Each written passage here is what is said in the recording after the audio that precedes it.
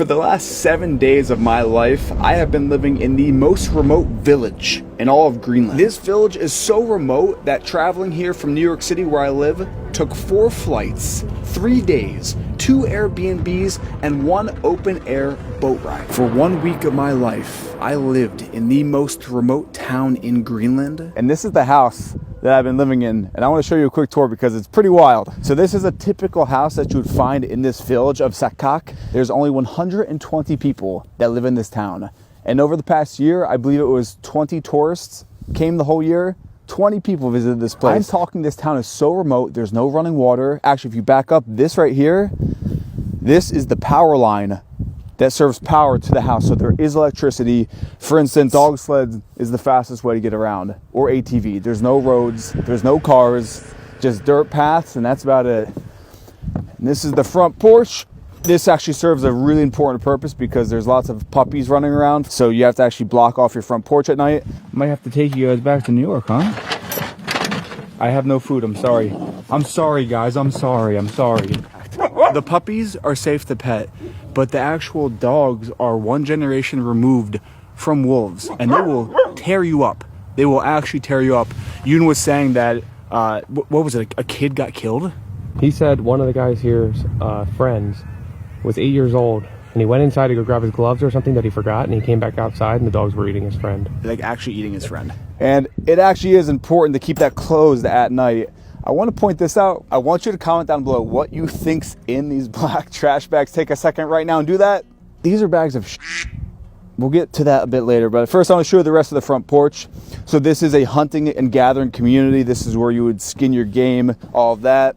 The porch wraps around where we actually have a ramp for hauling water in because, again, there's no running water. If you actually look in the distance, that little blue shack is where you get your water in this town. So you have the ramp leading up to the porch area, and there's lots of random things around, like if you want an old TV, all that. And this house is extremely old. As you can see, it's actually starting to decay. Right as you enter the house, this little area is the mudroom. You take off your boots, hang up your jacket. As soon as you enter, behind this door, this is your toilet. You want to get a shot at them there? Oh my gosh, holy. Do you smell that, Pat? Yeah, it's terrible. I mentioned there's no running water. There are those black trash bags that you to. When it gets full, you tie it off, you put it on the porch, and you take it down to be disposed in the ocean. And it actually smells like death in there. So I'm going to keep that shut. Oh, that's bad. Okay, so come on in. Heading into the house, you got your stairs.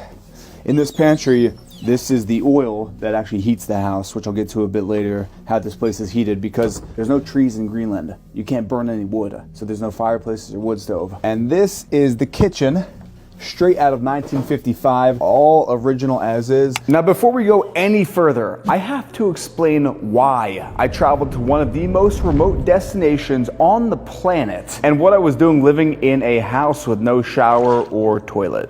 Well, a few months ago, I got an email from a company called Nomad Greenland. And immediately after seeing Greenland in the subject of the email, every single fantasy I had as a little kid, pretending to be an explorer, raced through my mind. And before I even researched anything, I replied, yes, I'm in. And essentially, Nomad Greenland brings luxury wilderness travel to one of the most hostile, desolate, and stunningly beautiful places on this earth.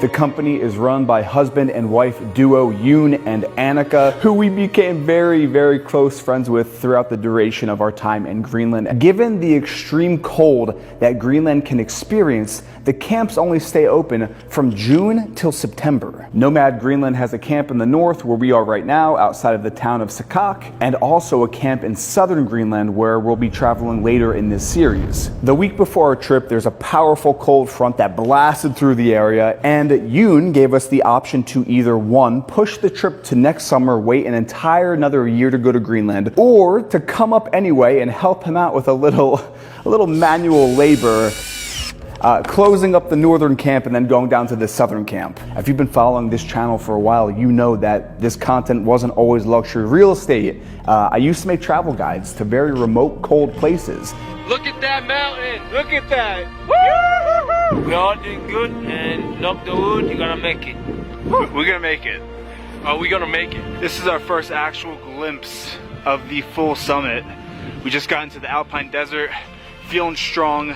And I hadn't been on a trip like this in over half a decade, so I kept the trip as scheduled. And I enlisted the help of my best friend from high school, Pat McDevitt, who isn't afraid of a little hard work. And that little bit of manual labor turned into living like locals for a week. So Patrick just had smoked and salted whale, breaking down the entire glamping camp. We've taken down 4 of the tents. There's 2 left to go. Like I mentioned, these are those luxury tents that typically guests would come and stay in. We've been transporting all the gear, so these are like glamour camping tents. There's beds, showers, refrigerators, ovens. So we're moving all of that by ATV from the camp to the harbor via ATV across a mountain pass, then to be stored in a fishing shack back in the village that was built in the 1850s, which also happened to have a leaky roof which needed fixing. So we just put a new tarp on the roof here and we're sealing it down now, putting us to work. It's quite a process. It's a lot more work than we initially thought, but Pat and I are always up for some hard work. Meaning this luxury travel experience turned into one of the most spiritually enriching experiences of my entire life. Which brings us all the way back to this house that I've been living in. This is the house that Yoon and his family are renting to live in while running their luxury travel company. And since Patrick and I agreed to come up here to help disassemble the luxury camping experience, it meant that we were crashing on the floor of a home that Yoon is renting out from a 90-year-old Greenlandic woman who was recently moved into a nursing home down south. And her home looks exactly how it did when she moved in 70 years ago. Getting probably the most authentic Greenlandic experience that exists on YouTube. So with that, here's the kitchen. I want to point out just a few things. Electric stove here, literally from the 1950s. Hey, we're just filming a video of the house. Oh. We're gonna be down to the camp to help out in like 30 minutes. So that was Miti, who is actually living here running the camp. She's Greenlandic herself. She's looking for her hat. So we're actually supposed to be right now down helping them disassemble the camp. Back to the tour real quick. Your water, like I mentioned, there is no running water. So we have this huge pot here with fresh Greenlandic running water right into the sink. You got to walk down with this 10-gallon container to the water house, fill this up whenever you need water, haul it back in. Living out here, you just have to be self-sufficient. You have to be a bit of a hard ass. It's fresh. Real fresh. Nice. This is a little mini fridge here with some leftovers and some stickers from when you've got the Backstreet Boys, Naked Women, cartoons, the whole gambit on the wall there. Here you have washer and dryer, although in the town center there actually are washers and dryers for the whole town, so I doubt they actually are using these, but... So we're walking to the public bathroom, I believe. Basically. There's 4 bathrooms here. Are these and a shower or flush? 2. Yeah, this is running water. Yeah, so this building does have running water, the only building in town other than one home with running water, so hopefully we can get some bowel movement. But the hours are crazy restrictive. It's open like 9 a.m. to 5 p.m. and then 9 a.m.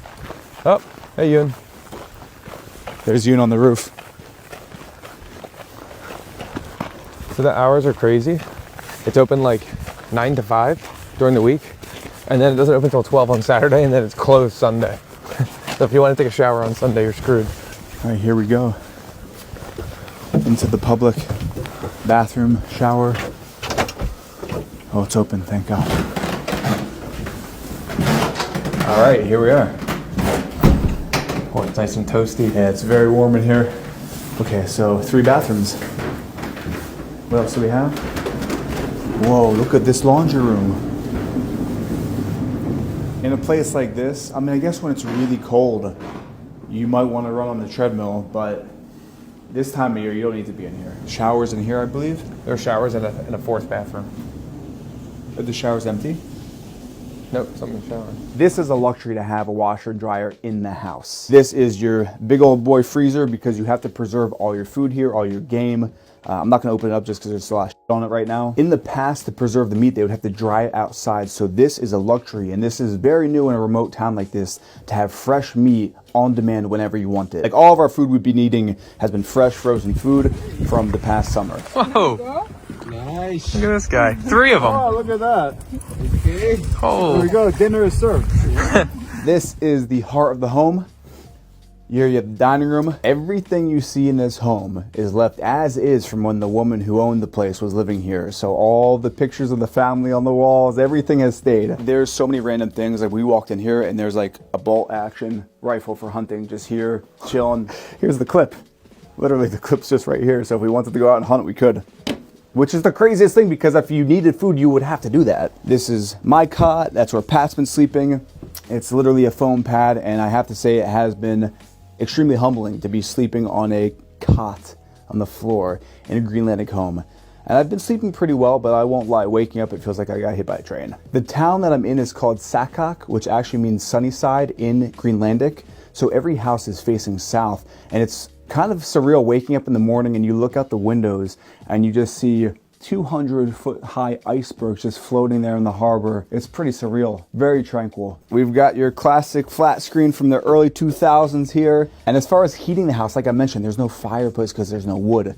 This is a oil heater from the 1950s, and every morning, wake up, light a match, fire this baby up, and this thing gets the house so toasty. I mean, it's September right now, end of September, and at night it's down to 20 degrees. This door connects to the front of the house, and I'm gonna take you through to the second floor now, but I have to say, humans are so adaptable. When Pat and I first walked in here, I mean, I'm not gonna lie, like when you walked in, what was your reaction? How small is this house, and how do they fit families in here? I wanna add this, Mitty was saying that you get a peace of mind here that you won't get anywhere else. And we even asked her a few times about America and what she thinks about the States, and they don't think about America here. Yeah. They are so present here because they're just surviving. They're out here, they're living and enjoying nature at its fullest. Yeah, it was kind of interesting to hear the non-answer. Yeah. About just tourism, not necessarily what she thinks of America. There was just no real perception of America. And if you want to see that video, we made a whole town tour on the channel that's like 30 minutes long, so go check that out. Back through the kitchen here. Another look really quick. Now we're gonna go to the second floor. So this is a 2-story house. And there's actually another gun right there. Like there's guns hidden throughout this house because you need them. I actually love this wallpaper too. This is, like I mentioned, from the 1950s, never been touched.